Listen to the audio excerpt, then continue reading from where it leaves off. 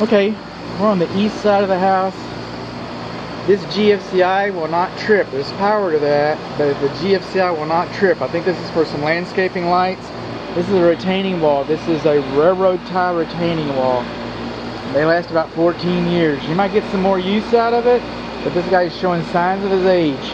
More so on the back of the house. Coming along, this is a control joint. Some people call them expansion joints, or call them what you will. But right up here, that control joint, alright, see the gap in that? Okay, we got a gap in that. Sun's in our eyes. You see that better? You gotta wipe this off a little bit.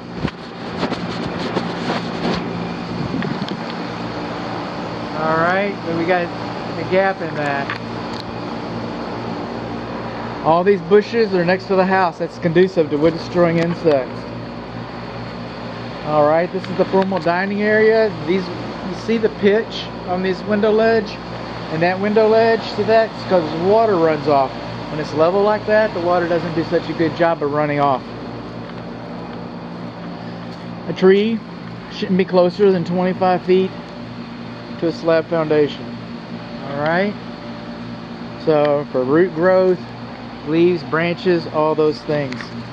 See this crack right in here? You can get around. I got short legs. You can kind of see. Actually, this one looks a lot better shape than the one in the alley.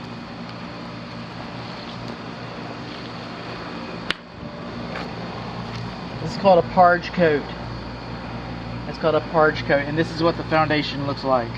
Alright? It's a post-tension foundation, and without the parge coat, our tension ends are exposed. See that and getting rusty? If they break, that's kind of expensive fix. Alright, that should have been sealed. See this crack right here? It's diagonal like that, span of a hand going that way. That's called a shrinkage crack. Some people call them corner pops. Call it what you will. The brick and cement expands and contracts at different rates. Pressure always comes out at the corner. If that falls out, that's a termite. That's a termite issue. Alright, because termites can go up in those cracks.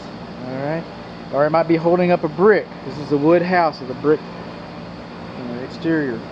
But that's not a foundation problem. I'm not saying the house has or doesn't have foundation problems, but that's not an indication of a foundation problem. That is that's a foundation issue. On sprinkler heads, there's been some discussion. When I first learned about these things, they weren't supposed to be far closer to the house than 12 inches. Then they weren't supposed to be closer to the house than 6 inches. I've heard 4 inches. I go by 6, but that's not even 4 inches. The lawn sprinkler heads are too close to the house. Wood mulch next to the house like this, that's conducive to wood destroying insects. It's conducive to termites. Where do termites live? In the ground. What's wood? What do they eat? Dead wood. What's wood mulch? Dead wood on the ground next to your house. Oh. That's why we have these ABC bait stations, termite monitoring stations. Huh. Somebody's been checking this thing out for termites. I wonder why. It's called a clue. It's called a clue. Some of our rain gutters discharge underneath the ground, and some of them are above the ground. Alright. So coming on along. Rain gutter is supposed to be 2 inches from the edge of the house, and you're supposed to have kick out flashing right there. We don't have that. The wooden siding is not supposed to be in direct contact with the roof covering. Okay, that'll allow water to weep up.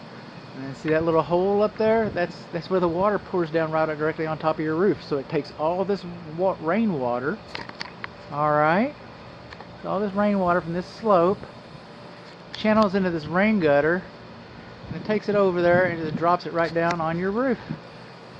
Just like that. Will that cause it to wear out prematurely? I think so. I think so. Coming on along. We got a little ant here. What are you doing, buddy? That is not a carpenter ant. Alright. Pretty good size one. Our receptacle outlets, they should have covers on them. Okay, the cover's been missing. That's a GFCI. And this is GFCI protected. And I tested it, like the other one that doesn't work. And I should have and I think they used to have a GFCI sticker on there. Notice? We got a hole up here. Check this out. Right up in there. Right up there in that corner, right there. Right? Sure do. More wooden mulch next to the ground. Of course, now we're getting more complicated. We got bushes next to the house. We got wood mulch next to the house, and now we got high soil conditions. Oh, we got to turn this water off, don't we?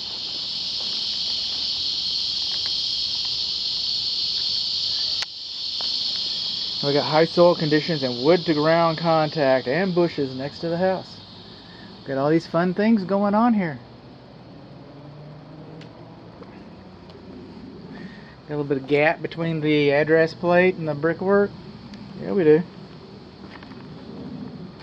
A horizontal crack between the bricks and the mortar. We got that too.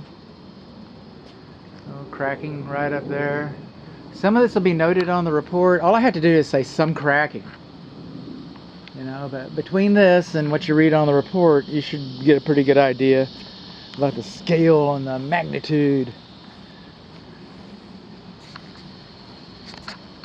Draining water on the house. Coming along here. This is kind of an interesting one. The metal roof. It's the parent bedroom right there. See that little hole in there? You think water will curl up in there and get inside? I do. And wood ground contact. And coming over here, this is the parent bedroom. This is a picture window. Got a little bit of wood rot right in there. Sure do. Just having too much fun. The grading and drainage over here is level. We got high soil here still. Some of the mortar, there's the sun. Okay, but we got some little holes in the mortar between the bricks. I can see that right there. Alright, those should be sealed. One of our air conditioners is leaking on the ground, and the water's not going anywhere because we have level grading and drainage. It's just all but just powering down there. Check that out. So far I haven't gotten the upstairs one to run. So that's the downstairs. It's leaking. So we got a grading and drainage issue. We got moisture. That's going to be on the termite report. And it's an air conditioning. See how that's orange colored? It's because the rust. The rust is coming out. But the dirt daubers love it. Dirt daubers love it. So, you know, everybody, it's not all lost. We got one of our vent fans. We got a broken brick right in there. These stones are not dimensionally uniform. Beyond the scope of this inspection, but not dimensionally uniform, may be a trip hazard. Grab Granny by the arm. This storage shed. Okay, I can't see what's back there. I don't know what's back there. This is the water heater temperature pressure relief valve drain line, and it terminates higher from the ground than 6 inches. Higher from the ground than 6 inches. See all the sweat on this? It's because we don't have any insulation on it. That's your low pressure refrigerant piping for your downstairs unit. We got a whole video about this electric meter and a whole video about these. We got a whole video about these garage car entry doors.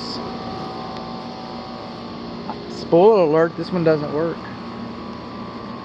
Got some separation right there between the vertical trim board. A little bit of separation right here, vertical trim board in the brickwork. Got some loose siding right here. It's in touch with the... Remember I promised you, I said the one in the alley looks a little worse, and it does. Showing signs of its age. In a few years we're going to be budgeting for replacement. This is the electric meter, excuse me, this is the gas meter. Wonder who could be calling me. Hopefully it's a spam risk. Well, they can, Mr. Spam Risk, and leave me a message. Us a message. I'll tell you what he said. Maybe. Okay.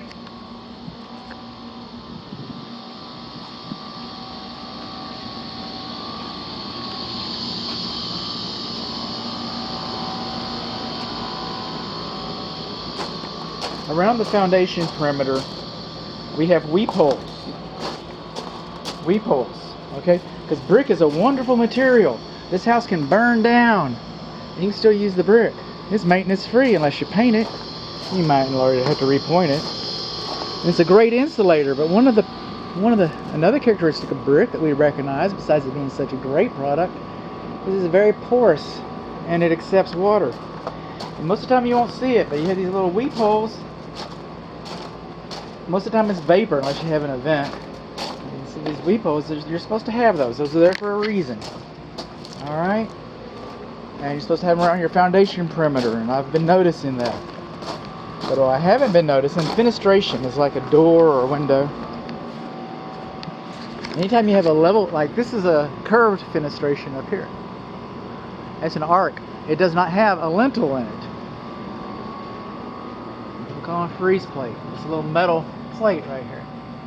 But anytime you have a metal plate, like over the side windows and over the garage car entries, not this one, because that's wood. The garage car entry, you're supposed to have weep holes. And we don't have them there. We don't have them on those two windows. We don't have them over the front door. Coming on along. In the garage, this is where the gas, tree too close? I think so. Gutter too close? I think so. This is where the gas enters the house. For whatever reason, you can use a wrench to close that, and that's acceptable, but this piping should have been painted. And I'm also noticing that it's not bonded. Okay, some of these rain gutters discharge water too close to the house. Are those real mushrooms? Yeah, they are. How about that? They're coming on along. Cover plate missing. No weep holes, no weep holes, no weep holes. Now look over here. This is the double door. This is a nice big one. It's next to the